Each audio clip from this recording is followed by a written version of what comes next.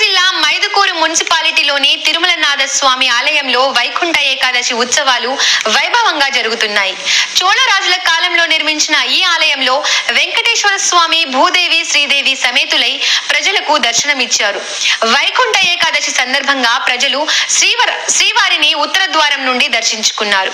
ఆలయ పండితులు ముక్కోటి ఏకాదశి విశిష్టతను, వైకుంఠ ద్వార ప్రవేశ వైభవాన్ని తెలిపారు.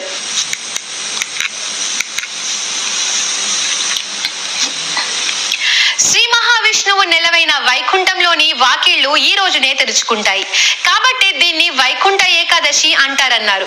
పాలక కడలిలో యోగ నిద్రకు ఉపక్రమించిన నారాయణుడు కార్తీక శుద్ధ ఏకాదశి రోజు మేల్కొంటారని, ఇలా మేల్కొన్న స్వామిని దర్శించుకోవడానికి ముక్కోటి దేవతలు వైకుంఠానికి చేరుకొని శ్రీ మహావిష్ణువును దర్శించుకోవడంతో ముక్కోటి ఏకాదశి అని పిలుస్తారని.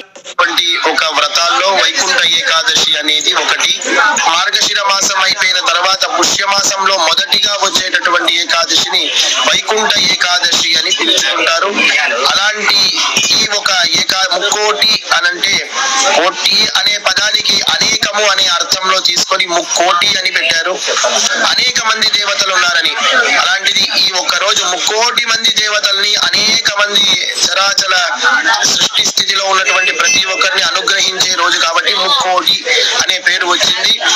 ఇలాంటి ఒక ఏకాదశి రోజున ఉత్తర ద్వార దర్శనం అనేది చాలా చాలా శ్రేష్టము.